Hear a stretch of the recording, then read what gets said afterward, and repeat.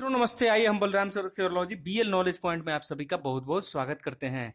आप हमारे चैनल को सब्सक्राइब करिए और अपने मित्रों में शेयर करिए। अधिक से अधिक लोग कामयाब होइए, सफल होइए, यही हमारी कामना और कार्य करने का उद्देश्य है। मित्रों आज के वीडियो में हम लोग पढ़ेंगे कैलेंडर। कैलेंडर पर आधारित प्रश्नों के उत्तर कैसे निकालते हैं, आइए शुरू करते हैं, जानते हैं इसको। कैलेंडर क्या है? कैलेंडर दिन, माह एवं वर्ष के बीच पारस्परिक संबंध को प्रदर्शित करने का एक माध्यम है। देखिए, कैलेंडर से संबंधित प्रश्नों में मुख्यतः किसी निश्चित तारीख को पढ़ने वाले दिन का नाम पूछा जाता है और इस तरह के प्रश्नों को तीन आधार से बनाया जाता है और तीनों आधार पर प्रश्न भी पूछे जाते हैं। पहला जो है, प्रश्नों का उत्तर जो है 1 जनवरी सन 1 को आधार मानकर बनाया जाता है। दूसरे तरह की विधि में क्या है, किसी अन्य तिथि को आधार मानकर भी आप ऐसे प्रश्नों को बना सकते हैं। तीसरा विधि है, व्यक्तियों के द्वारा दिए गए तथ्यों के आधार पर भी पूछे गए प्रश्नों का उत्तर निकाल सकते हैं। आइए 1 जनवरी सन 1 को आधार मानकर किस तरह से प्रश्नों का उत्तर दिया जाता है जानते हैं। इसमें 1 जनवरी सन 1 को सोमवार माना जाता है। देखिए, 1 जनवरी और 31 दिसंबर, 1 जनवरी को साल का प्रथम मतलब प्रारंभ और 31 जनवरी को साल का समाप्ति माना जाता है। देखिए, पूछे गए तारीख तक विषम दिनों की संख्या निकालकर दिनों का नाम निकाला जाता है। जैसे देखिए, सामान्य वर्ष में 365 दिन होते हैं, आप जानते हैं, और वहीं लीप वर्ष में 4 वर्ष के बाद लीप वर्ष आता है तो उसमें एक दिन बढ़ जाता है, जो है 365 दिन 6 घंटे का जो है एक साल होता है। तो 4 साल के बाद 6 चौका 24 घंटा बढ़ जाता है तो एक दिन बढ़ता है 4 साल पर। तो 4 साल के बाद लीप वर्ष आता है जिसमें 4 से पूरा पूरा भाग लगता है, तो वो उसमें जो है फरवरी 29 दिन का होता है, तो 366 दिन का लीप वर्ष हो जाता है। और लीप वर्ष में 4 से पूरा पूरा भाग लगता है, यही पहचान है। जैसे 1600 हुआ, 2000 ईस्वी हो गया, 2400 ईस्वी हो गया, 1200 ईस्वी हो गया, 800 ईस्वी हो गया, जिसमें 4 का पूरा पूरा भाग लगे। देखिए, शताब्दी वर्ष किसे कहते हैं? इसके भी वर्षों में दिनों की संख्या जो होती है 366 दिन होती है, लेकिन इसमें 400 से पूरा पूरा भाग लगता है दिए गए वर्षों में। जैसे 1600 ईस्वी हो गया, 400 ईस्वी हो गया, 800 ईस्वी हो गया, 1200 ईस्वी हो गया, 1600, 2000 ईस्वी हुआ, 2400 ईस्वी हो गया, 2800 ईस्वी हो गया, 3200 ईस्वी हो गया, जिसमें 400 से पूरा पूरा भाग लगे तो उसको शताब्दी वर्ष कहा जाता है। देखिए, शताब्दी वर्ष में भी फरवरी 29 दिन का होता है। देखिए, वर्ष में 12 माह होते हैं और 12 माह में जो है 31 दिन वाला जनवरी, मार्च, मई, जुलाई, अगस्त, अक्टूबर और दिसंबर महीना में 31 दिन का होता है। और 30 दिन वाला महीना अप्रैल है, जून है, सितंबर है, नवंबर है, और 28 और 29 दिन का होता है फरवरी। अब देखिए, विषम दिनों की संख्या निकालने के लिए दिए गए दिनों की संख्या में 7 से भाग दिया जाता है और जो भागफल आता है वो सप्ताह होता है और जो शेष आता है वो विषम दिन की संख्या होता है। उसी विषम दिन के आधार पर दिन का नाम निकाला जाता है। देखिए, सामान्य वर्ष में आप जानते हैं 365 दिन होता है, इसमें 7 से भाग दीजिएगा तो 52 सप्ताह, मतलब 52 भागफल हुआ तो सप्ताह हो गया, और एक जो शेष है ये विषम दिन कहलाएगा। उसी तरह लीप वर्ष में जो है 366 दिन होते हैं, 7 से भाग दीजिएगा तो 52 भागफल आएगा, तो ये सप्ताह हो गया, और 2 शेष हो गया तो ये विषम दिन हो गया। इसी के आधार पर दिन का नाम निकाला जाता है। देखिए, 100 वर्षों में आपको निकालना है विषम दिन, तो 100 वर्षों में आप 24 लीप ईयर हो जाते हैं और 76 सामान्य वर्ष होता है। तो जो लीप वर्ष होते हैं उसमें 366 का दिन होता है, वर्ष होता है, और सामान्य में 365 दिन का।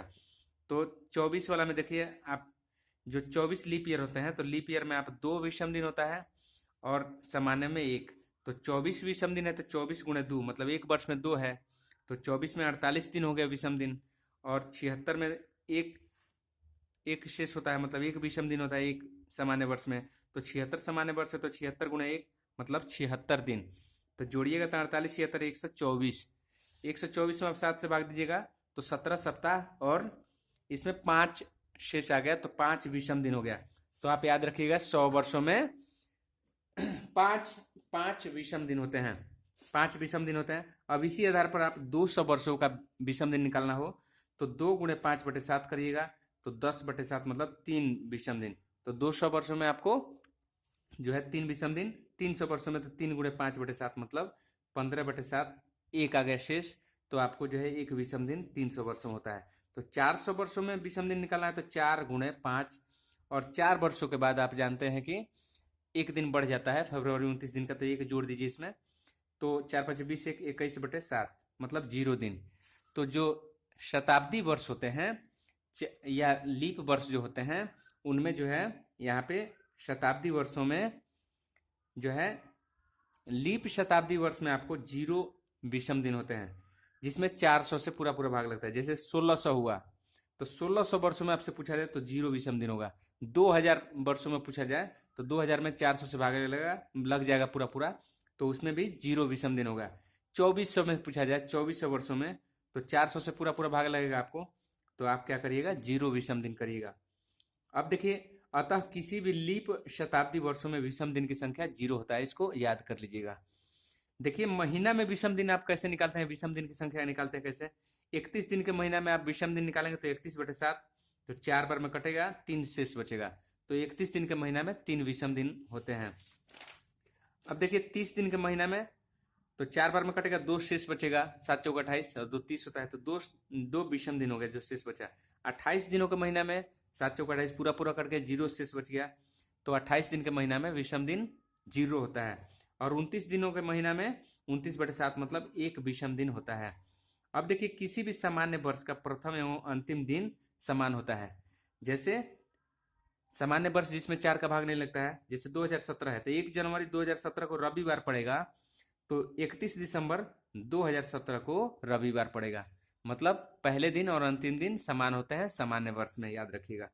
2 सामान्य वर्षों में एक निश्चित तारीख से उसी निश्चित तारीख तक 365 दिन होते हैं। जैसे 1 जनवरी 2018 ये सामान्य वर्ष है, और 1 जनवरी 2019 तक दोनों सामान्य वर्ष हैं, तो 365 दिन होगा। अब आपको कौन सा विषम दिन कौन से दिन का संकेत करता है, तो 0 विषम दिन यदि आए तो वो रविवार होता है, और 1 विषम दिन आ गया तो समझिए सोमवार है, 2 विषम दिन आ गया तो मंगलवार, 3 विषम दिन आ गया तो बुधवार यानी वेडनेसडे, 4 आ गया तो बृहस्पतिवार यानी गुरुवार यानी थर्सडे, 5 आ गया तो शुक्रवार यानी फ्राइडे, और 6 आ गया तो शनिवार यानी सैटरडे को सूचित करता है। अब देखिए 1 जनवरी सन 1 को आधार मानकर प्रश्न का उत्तर कैसे दिया जाता है। क्वेश्चन देखिए, 1 जनवरी 1998 को कौन सा दिन होगा या कौन सा दिन था। देखिए 1997 वर्षों में कुल कितने विषम दिन हैं इसको देखते हैं। तो 1997 वर्ष को आप 1600 वर्षों में आप जानते हैं लीप शताब्दी वर्ष है, तो इसमें 0 होगा। अभी आप ऊपर पढ़े हैं, तो 1600 वर्षों में 0 विषम संख्या हो गया, और 300 में आप 3 × 5/7 मतलब 15/7 एक विषम दिन आ गया उसमें। और 97 वर्षों में 24 लीप वर्ष और 73 सामान्य वर्ष होता है। तो 24 में 48 विषम दिन और 73 में 73 विषम दिन, तो ये हो गया 121/7 मतलब 2 शेष आ गया। तो आपको जो है 97 वर्ष में 2 विषम दिन आ गया। तो 1600, 300, 1900 और 97, 1997 वर्ष हो गया। तो 1997 वर्ष में 3 विषम दिन आ रहे हैं। अब देखिए आगे हम देखते हैं, तो 31 दिसंबर 1997 तक 3 विषम दिन आ गया, और 1 जनवरी 1998 मतलब 1 जनवरी 1 बढ़ रहा है, तो 3 जोड़े 1 मतलब 4 विषम दिन हो गए टोटल। तो 4 विषम दिन का मतलब गुरुवार यानी थर्सडे यानी बृहस्पतिवार होता है। तो आपको इस क्वेश्चन का उत्तर मिल गया कि 1 जनवरी 1998 को जो था 4 आ रहा है, तो बृहस्पतिवार उस दिन था। अब देखिए दूसरा, किसी अन्य तिथि को आधार मानकर प्रश्नों का उत्तर कैसे दिया जाता है। अगर 4 जनवरी 1995 को गुरुवार यानी बृहस्पतिवार था, तो 4 जनवरी 1996 को कौन सा दिन पड़ेगा। तो इसको आधार मान के देखिए, 4 जनवरी 1995 से 4 जनवरी 1996 तक कितने विषम दिन होते हैं निकालिए। तो 4 जनवरी 1995 मतलब 4 दिन बीत गया, तो जनवरी में 27 दिन बच गया, तो 27/7 मतलब 6 दिन, जनवरी का 6 विषम दिन बच गया। उसी तरह फरवरी में निकालिएगा तो 28/7 0, मार्च में 31/7 मतलब 3, अप्रैल में 30/7 मतलब 2 विषम दिन। उसी तरह मई में 31 दिन का होता है, तो 7 से भाग दीजिएगा 3, मई में 3 विषम दिन, जून में 2, जुलाई में 31/7 3, अगस्त में 31/7 मतलब 3, और सितंबर में 30/7 मतलब 2 दिन हुआ, अक्टूबर में 31/7 मतलब 3 विषम दिन हुआ अक्टूबर में, नवंबर में 2 दिन हुआ, दिसंबर में 3 दिन हुआ, और 4 जनवरी तक 4 विषम दिन। तो जोड़िएगा तो 6 और 3 9 2 11 3 14 आ 2 16 3 16 3 19 आ 2 22 आ 2 24 24 27 30 आ 6 36 36 हो गया। 36 में 7 से भाग दीजिएगा, 1 आ जाएगा। तो मतलब एक विषम दिन आ गया। 4 जनवरी 1995 से 4 जनवरी 1996 तक एक विषम दिन आया। तो 4 जनवरी 1995 गुरुवार था और एक विषम दिन आ रहा है, तो एक दिन आगे बढ़ा दीजिए, मतलब वीरवार या गुरुवार प्लस 1 मतलब शुक्रवार था उस दिन।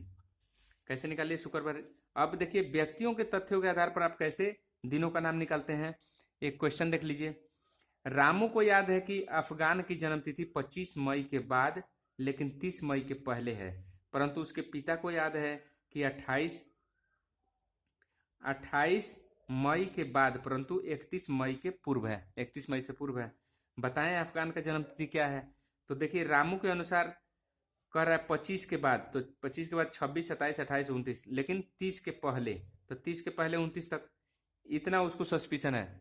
इतना उसके अनुसार कह रहा है कि 26 27 28 29 हो सकता है। लेकिन उसके पिता का अनुसार कह रहा है कि 28 मई के बाद और 31 के पहले, तो 28 के बाद 29 और 30 आता है। 28 और 31 के बीच में 29 और 30। अब दोनों में देखिए कॉमन क्या है, 29 वर्ष इसमें भी है, 29 वर्ष इसमें भी है, तो जो कॉमन है वही उसका उत्तर होगा। 29 मई को अफगान का जन्म तिथि था। तो आज के वीडियो में इतना ही। अगले वीडियो में फिर मिलते हैं, तब तक के लिए जय हिंद, जय भारत, जय मां सरस्वती। आप सबों का दिन मंगलमय हो।